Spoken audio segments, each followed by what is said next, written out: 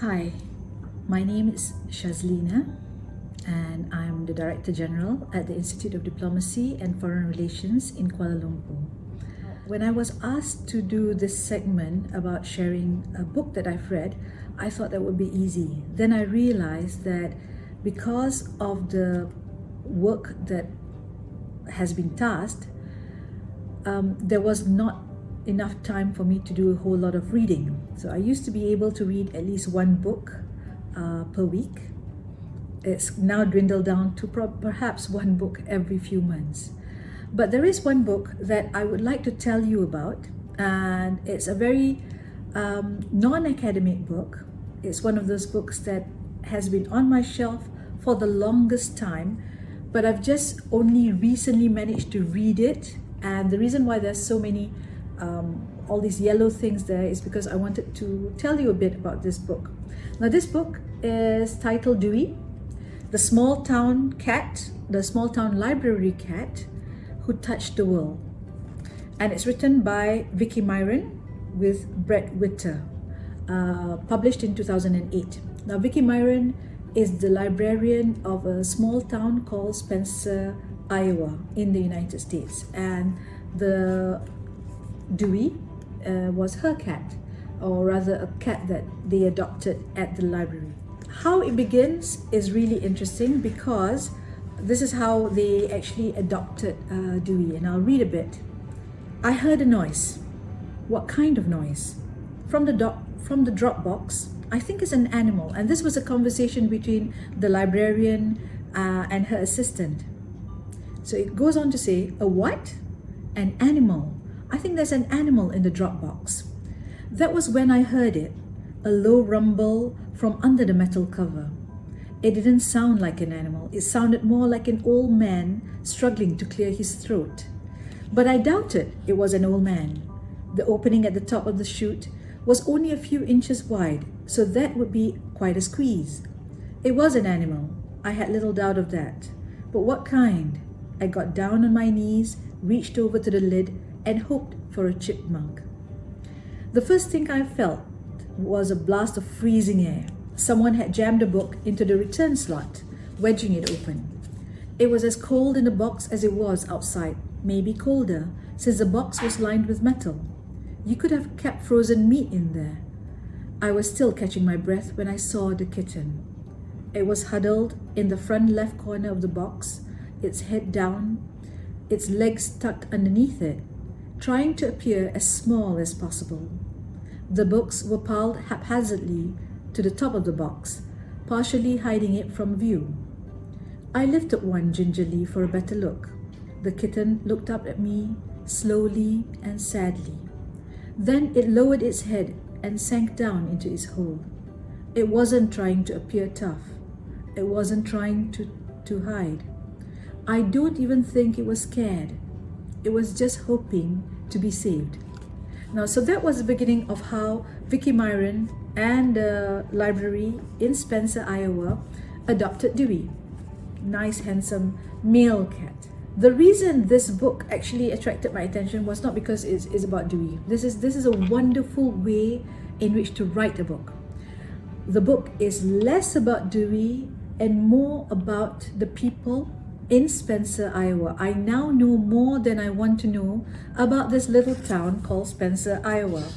And in between stories about DEWEY and how he plays with the people who come to the library, there's also stories about Spencer.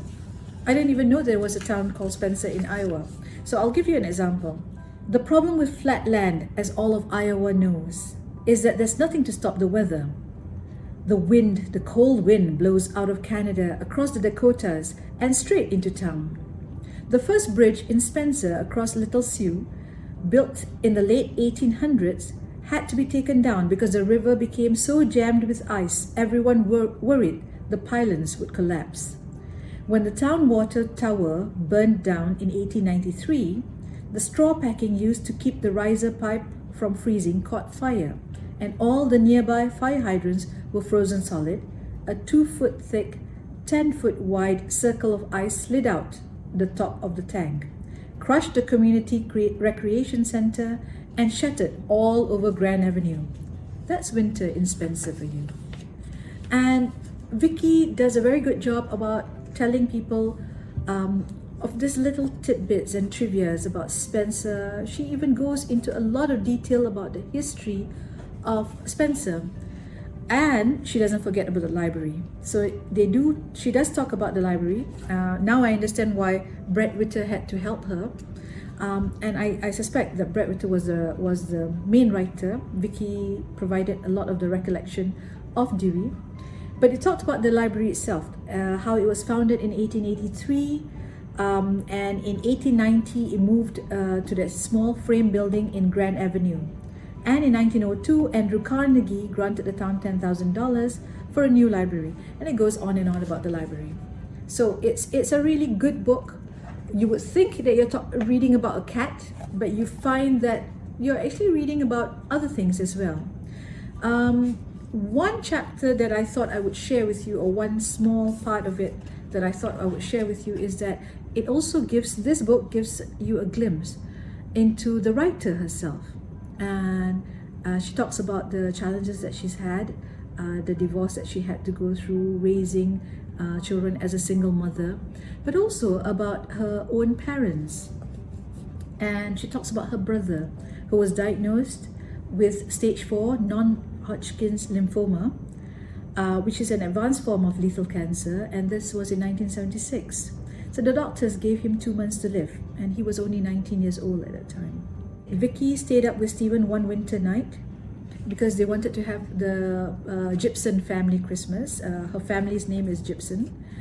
And when Stephen passed away, her parents took the death of their son badly.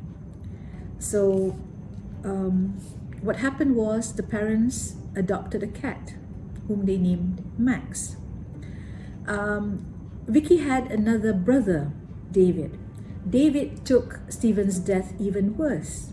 So when his marriage fell apart, he couldn't deal with Stephen's death, he took to drugs. And one day, David just couldn't take the bitterness of losing his brother, of having his marriage fall apart and not being able to see his daughter. So he picked up a shotgun and pulled the trigger. So that was 2 deaths in a row for Vicky Myron and her parents. And Vicky told about how she drove to the town of Hartley at 2 a.m. in the morning to console her parents. A few weeks after David's death, the one who killed himself, it was time to have Max, the cat, fixed or neutered.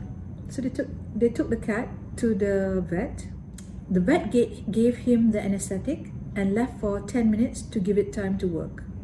Unfortunately, he didn't remove the water dish from Max's cage. The dish held only half an inch of water, but Max fell in and drowned. I happened to be there when the veterinarian came to the house. He knew my family, he knew what my parents had gone through. Now he had to tell them that he had killed their cat.